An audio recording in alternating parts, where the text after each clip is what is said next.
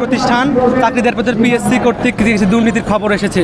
একদিকে কোটা আরেকদিকে প্রশ্ন ফাঁস, যেখানে আমরা মেধাবী শিক্ষার্থীরা নিষ্পেষিত হচ্ছি। এ সম্পর্কে আমরা অবগত নই। যদি সত্য হয় তো অবশ্যই এটা ঘৃণিত কাজ এবং আমাদের যে বিশ্বাস, আমাদের যে আশা, সেটা হচ্ছে ভঙ্গের একটা কারণ। আমরা হতাশার একটা কারণ হচ্ছে এই নিউজটা শোনার পর, যে সত্য হয় আর কি। তো ইনভেস্টিগেশন আরও আসবে, এর পরবর্তীতে যেটা হবে সেটা দেখবো। আমার বাবা কৃষক পরিবার থেকে আমি এসেছি, তার যে হতাশার কারণ হচ্ছে আমি হব কিছুদিন পরে। তার কারণ হচ্ছে তিনি সারাদিন পরিশ্রম করে পরিশ্রম করে আমার জন্য কিছু টাকা পয়সা রাখেন এবং সেখান থেকে সঞ্চয় করে আমাকে পাঠান। তো সেই টাকা দিয়ে আমি পড়াশোনা করি, সরকারি চাকরি করব। তো বর্তমান সময়ে এই যে দুর্নীতির খবর আমরা পাচ্ছি নেটে, তারপর হচ্ছে কোটা বৈষম্যের কারণে আমার পিতামাতার আশা আকাঙ্ক্ষার কারণে আমি হতে পারবো না। পিএসসি থেকে প্রশ্ন ফাঁসের ঘটনার বিভিন্ন বিষয়ে ফিরে এসেছে।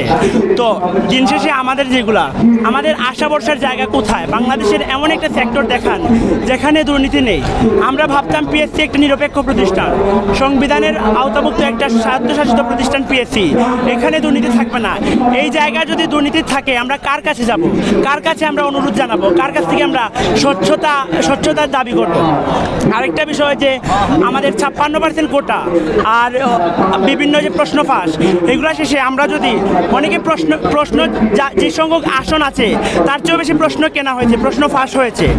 এখানে আমরা কি করব? মাননীয় প্রধানমন্ত্রী বলেছেন আমাদের আন্দোলন করে সময় নষ্ট না করতে, পড়াশোনা করতে। অবশ্যই আমরা প্রধানমন্ত্রী আমাদের সম্মানিত ব্যক্তি, প্রধানমন্ত্রীর কথা আমরা শুনি, পড়াশোনা করব।